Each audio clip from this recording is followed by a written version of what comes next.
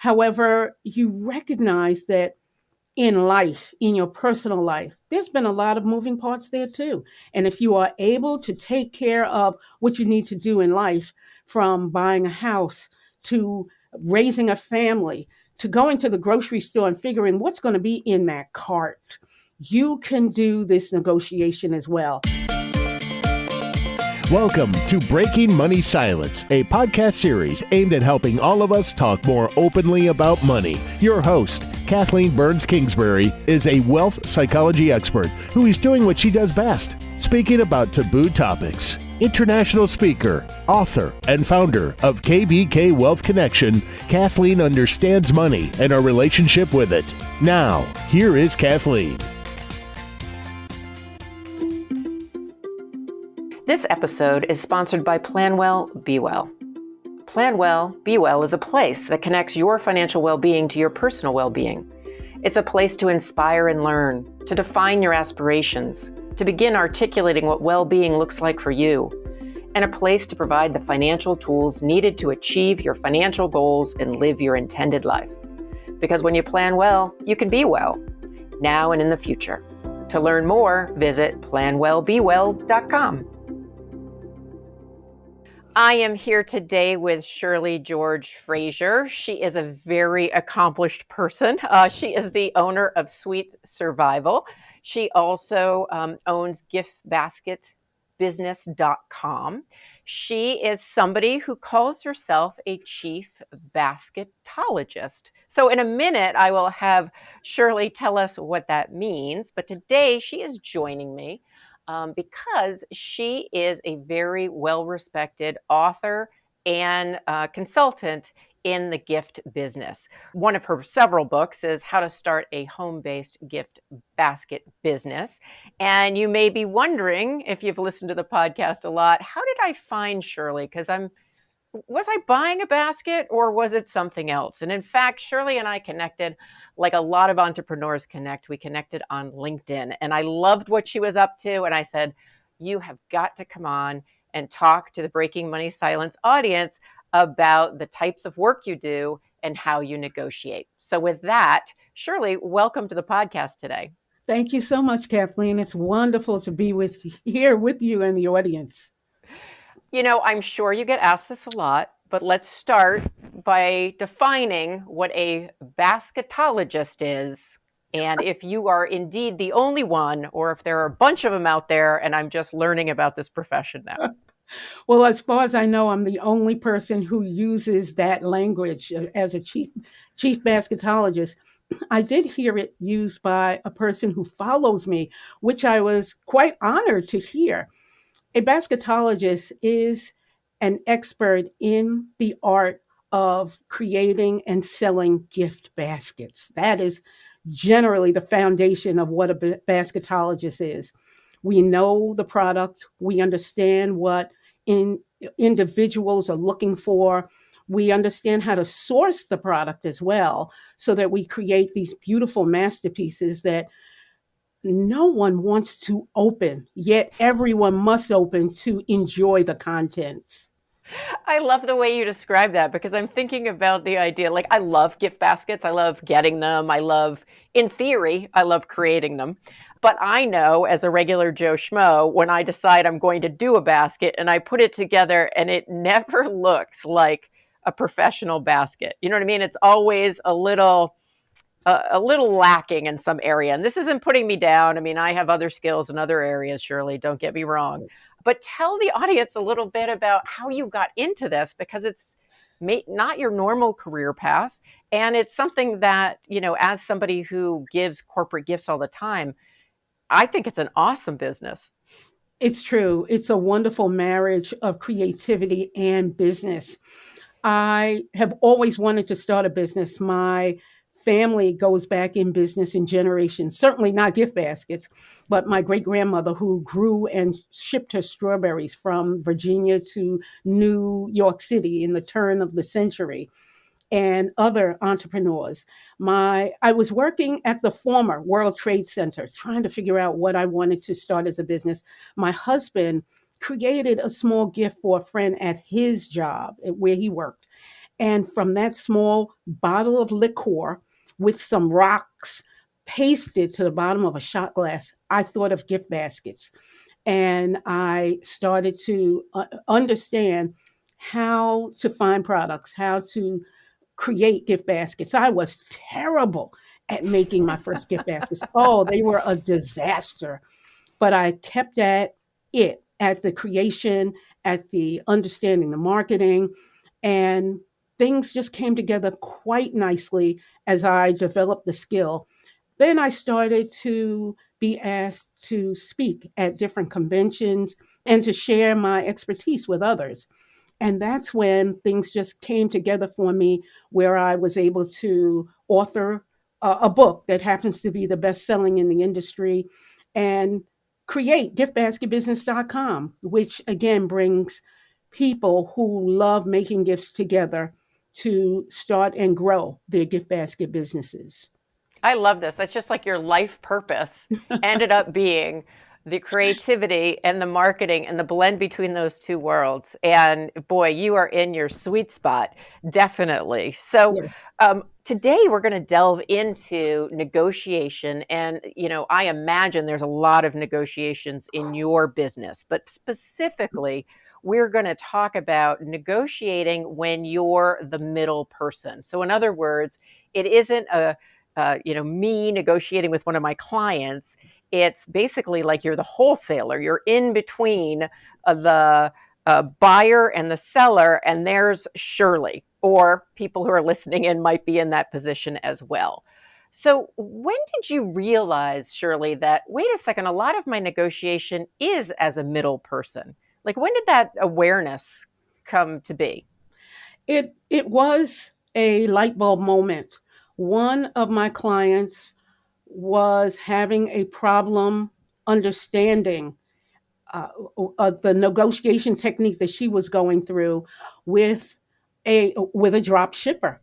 And the drop shipper is a company that provides the products that are sold through another company. And I didn't realize that I was helping this client negotiate until I said to myself, oh, wow, I have to both understand what my client is going through and what the drop shipper in this case is not understanding, not expressing, not explaining. And that's when I recognized that I was in the middle of a process that would ultimately help not only my client, but also the drop shipper and bring value through the customers that they sell to as a partnership. And that light bulb helped me to recognize what other business I was in. It's kind of like getting uh, parachuted in between a conversation, and all of a sudden you say to yourself, "Oh, okay, I." In a way, you might feel like you don't have to help, but if you don't help, then everyone is out of business. Or Well, what's this person. interesting to me, Shirley, is because of my psychological background. Are you a middle child? Like, did this come to pass because you've been negotiating your whole life between kids or something? Or Well, I'm not a middle child. I am the firstborn, but as you have asked this question, I've had to be a negotiator because my sister, who is the second, is a person who has always gotten her way. So I've always had to negotiate my way. So that is true in a way without being the middle child. so you learned how to negotiate as a young woman in your family. We often learn how to negotiate, whether we realize it or not, in our families. And then you went on to be able to see the value you could provide for your clients in helping them with the negotiation process. So in some ways, you're communicating with your client. It's a lot of communication. Like, I'm communicating with my client, I'm communicating with, in this case, the drop shipper, and I'm having to almost translate and be that facilitator in the process. It's so And true. and so I imagine there are more dynamics involved in that than a straight negotiation between a client and a customer. So what's it like emotionally to have this spot as the middle, being in the middle of this negotiation? Oh, goodness. Such stress and frustration can come from it. That is the first emotion that everyone feels. The client is feeling it and then sharing that information with me, not saying stress and frustration, but certainly hearing it in their voice. And that's when you do have empathy, you take charge, you help them see what they don't understand. It's kind of like the sizzle in the steak. They are thinking one way because that's the only way that they can think. They see a combative kind of process happening when you have to dial it down for them and help them recognize what they don't see because they've never been through a certain situation. So you're helping them recognize what they don't see, calming them down, and then giving them some solutions for what they might not know, and then helping them translate that and turn the situation around with whomever their partner is. So, can you give me a concrete solution or a story where you were involved in this process so we can kind of get a sense of what that might look like? Sure, sure. Still in the case with the drop shipper, I found as I spoke with the client first, strangely, this was not just one client with drop shippers. This has been an ongoing process. And I'm certainly not saying anything negative about drop shippers. There's just a negotiation that happens between the two so that they know that they're on the same plane. And in this case, the client, again, told me what was going on with the process that they couldn't understand. The process was that the company, that the supplier, was not able to help my client understand their supply. And so if my client cannot deliver, then my client has egg on her face. she can't deliver the product. Now it's on Yelp. It's on online communities that this particular company couldn't satisfy me. So I had to reach out once I got all the information from my client. I didn't have to, but it was my responsibility to reach out to the drop shipper to speak with the person in charge to find out what their training process was. Because as we're talking about, Kathleen, the communication process was not in place. So I had to actually help the drop shipper in this point create a better training module for their staff so that my client could have better supply access. And from there, the two were able to speak better to each other because the conversation was not combative. It was now as a partnership ought to be. And so that's where the negotiation came in. We'll take a short break. You know that negotiating your fees and getting paid what you're worth is emotional business. And I know how to help you become a rock star negotiator. So I am offering an exclusive group experience, a masterclass on negotiating for a hand-selected group of businesswomen. So if you're highly motivated, career-driven, and ready to take a deep dive into your money story and learn how to shift sabotaging beliefs so you can earn more, then this masterclass is for you. I'm taking applications now, and space is limited to 8 kick-ass women. You're going to get individual and group coaching, both facilitated by me, as well as video lessons, handouts, and a bunch of bonuses to help you become the rock star negotiator I know you are. So check it out at breakingmoneysilence.com/negotiating-masterclass and register today. Let's get back to the episode. So as a person who specializes in business and wealth psychology, who pays you? Is it the client? Is it do you get paid to develop that training? Is it that you do this out of the goodness of your heart, Shirley? I'm just kind of curious how that part of this works. The client is the one who pays. The drop shipper has been dropped into the situation. So there's no monetary value there, but there is an education value that I can pass on through examples on my blog or through podcasts like this one or in other aspects. So it's very important for me to get the education so that I can continue to work with clients who have similar problems or other problems that I can help them with. And I imagine a big part of the gift basket business is making sure you have supplies for the gift baskets. Oh, That's yes. why I've always kind of steered away from products. I mean, I'm a service provider through and through. And other than a book, anytime I've done a product, I've been like, I'm not really great at this part of it. So I decided just to focus on my sweet spot. But you are good at that part. So what's the secret sauce in making sure that you have the products that you need to go into these baskets? Is it the types of communication you're talking about? Is it, finding the right supplier? Like, help me understand, because it's definitely a world I'm not familiar with. Yes, the right. And first of all, I'm so glad that you have expressed your expertise elsewhere, because that's what keeps the gift and gift basket industry going. The expertise that we have to share with you and to bring your value up. It is important for us to realize what suppliers are available, not just in the drop shipping world, but when we make the gift baskets for our clients and for their clients. We need to stay up, and not up, but we need to stay on track with who is manufacturing and who is supplying, because there are two aspects of that. Some companies make and some companies provide.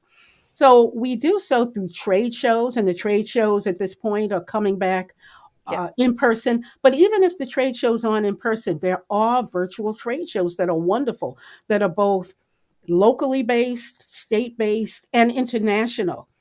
And unfortunately, as time goes by, some suppliers do close up, and that's just the way the world goes.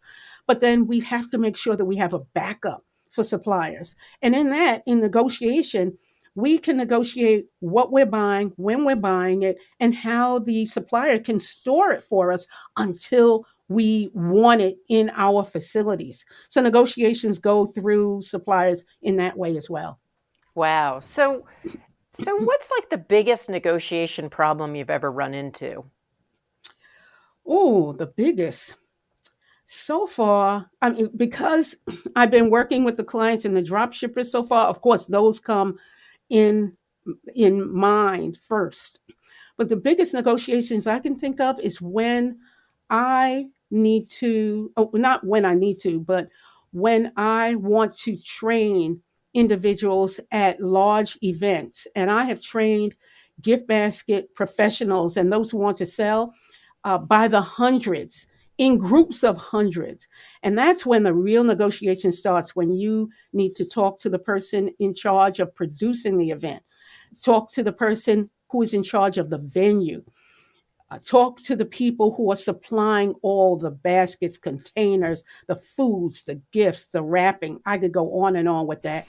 And thankfully, it's not a headache. It's a matter of having a spreadsheet of what you need, who is going to provide it, where the venue is, who are the people in charge, and how to bring it all together so that everyone is laughing, clapping, and enjoying their time. They don't see the back process. And really, Kathleen, I don't want them to see the back process. I want them to enter the room. I want them to see all the goodies. I want them to be just so joyous. I want them to be putting everything together and seeing these masterpieces that they create for not only themselves in this first foray, but for others who they will be making them for in the future. Whoa, it's something. I was about to say that's a lot of logistics, a lot of negotiations, a lot Yeah. of moving parts. So when I get hired to speak at an event, it's this brain that has to show up, and usually a PowerPoint presentation. I love that. So there's enough negotiation in that process, let alone, with sponsorship and all sorts of stuff. But I can imagine showing up with all these lovely different parts. And when you described that room, I thought, ooh, I want to go to one of those trainings. That seems fun. Even if my basket isn't the best in the room, that would just be a fun way to learn It is. in such a hands-on experience. So it sounds like when there's so many negotiations going on at once that it becomes not overwhelming, but a little bit more challenging. So true. And when it started to occur for me, of course, there was an overwhelm. I said to myself, "Oh goodness, this is more than a puzzle. This is more than a 500-piece puzzle. Certainly more than a pie where you cut it up into 9 slices. There's a lot of, as you said, different working parts." However, you recognize that in life, in your personal life, there's been a lot of moving parts there too. And if you are able to take care of what you need to do in life, from buying a house to raising a family to going to the grocery store and figuring what's going to be in that cart, you can do this negotiation as well. And it becomes certainly secondhand, but the situations that come up that you're not used to, that you can't balance between what you've done before, you know that there's something that you can do because it's approached you. And however it's going to work out for the benefit of all. Well, and what you mentioned is so true. It's such a transferable skill in terms of a lot of women out there that I'll coach or that sounds like you'll work with as well. Like, I'm not very good at negotiating. And I'm like, well, wait a second. Let's just look at what you did this morning. Because usually there's a ton of negotiations, and for men too. But often women are the ones that are first to kind of admit that maybe they're not good at something. So for you, because we're on a podcast called Breaking Money Silence, when it comes to negotiating prices, is that something that you do as a middle person? And if so, is that trickier than negotiating some of the other aspects, or is it about the same? For me, it is about the same. It probably wasn't at the beginning, but I do see it as being on the same plane. For instance, negotiating prices. I have, of course, not only done it for myself, but I've worked with several local clients when they, for instance, a lot of times we don't want to go to a retail store to negotiate because we want to work with wholesalers only. But I have to admit, sometimes a retailer will have such a low price, a clearance price for a pallet of products, that it makes sense to go to a retailer who's trying to get rid of products. And I've done so with some clients where we've walked into a retail store, we've seen a pallet of products, and we negotiate a better price than is shown for the products in general. And there's a better price because we're not buying one or two of these soups or stews. We're buying 24 or 48 at a time. So if the soups are priced at 99 cents, well, why not 75 cents for the whole pallet? You get it out of your store. You're the hero, Mr. Manager. And that is how we can negotiate. We're going to take it all. Well, What do and you what have? I love about that is it shows your negotiation mindset in that you want to make your client happy, but you want to make Mr. Manager happy as well. And you're so Absolutely. authentic in that. It's not a game. It's like, I really think that that brings you joy to be able to do that. And the other thing I hear is that maybe price was harder to negotiate initially, but you've been doing this for a while. And I think anybody who's listening in that hasn't negotiated a lot should just hold out the idea that it's like practicing anything. It just takes time, and over time it gets easier and it gets less scary. And the last thing I'll say is this morning I actually did a LinkedIn live, and it was all about bundling. So I should have had you on talking about bundling products, because you do that all the time in these gift baskets, Shirley. So true. So, So if you had to leave listeners with kind of one tip about negotiating as the middle person, what would that be? you may start with, especially if you're not used to this, familiar with it, you often sit in your chair in your office. That's where the work begins. My suggestion is to get up out of your chair, first of all. It is okay to pace and speak to yourself. Yeah, I know that, years ago we used to say, don't talk to yourself, it's crazy. No, it's not. We know it's not crazy. It's a way of understanding what is happening between two parties. And a lot of times you must get up to refresh yourself, pace, and speak out loud and understand to the best of your ability what is happening between the two parties in a way that you may not see it when you're sitting down. There's an energy when you're sitting and an energy when you're standing. Even if you have a hallway to walk up and down, I mean, you can get your fitness on while you're figuring out this negotiation. It's okay to have a double process happening. So that I have found in my years of experience to be very satisfying and helpful in starting the conversation to get to the heart of the matter to make everyone happy and satisfied and fulfilled. I love that because there is something to moving around a room and certainly saying the words out loud. And I love that you are all about making sure that everybody's satisfied. And so I know people who are listening to this podcast, Shirley, are going to want to find out more about you and your business and connect with you. So tell us a little bit about what's the best way to reach out. Well, I have the giftbasketbusiness.com site. I know that everyone is not trying to make and sell gift baskets, but there's a lot of good information there, in my opinion, that is not just gift basket related.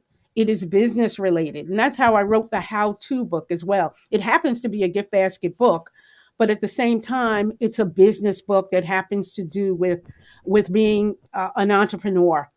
And I also have ShirleyGeorgeFrazier.com. That gives just general advice about being in business, life, and other aspects of doing good, being good, doing well. And those two are the two sites that can bring some more value and happiness in business and in your personal life. Well, I will definitely make sure they are in the show notes and all the links. And the next time I get hired to do one of these conferences, I'm going to be like, you have got to bring in Shirley to do a team building exercise with gift baskets. That would be fabulous. How fun would that be, Shirley? Yes, they would love it. Well, it has been awesome breaking money silence with you. So thank you so much for joining us and sharing your expertise. It's been my pleasure, Kathleen. Thank you. This episode is sponsored by Plan Well, Be Well. Plan Well, Be Well is a place that connects your financial well-being to your personal well-being. It's a place to inspire and learn, to define your aspirations, to begin articulating what well-being looks like for you, and a place to provide the financial tools needed to achieve your financial goals and live your intended life. Because when you plan well, you can be well, now and in the future. To learn more, visit planwellbewell.com. Thank you for listening to Breaking Money Silence, hosted by Kathleen Burns Kingsbury, a wealth psychology expert, author, and founder of KBK Wealth Connection. If you like what you heard today, be sure to subscribe on iTunes or your favorite podcast app and leave a review. Also, share this episode with your friends and family. It is a great way to get the conversation started. For more money talk tips and information, or to hire Kathleen to speak at your next event, go to www.breakingmoneysilence.com.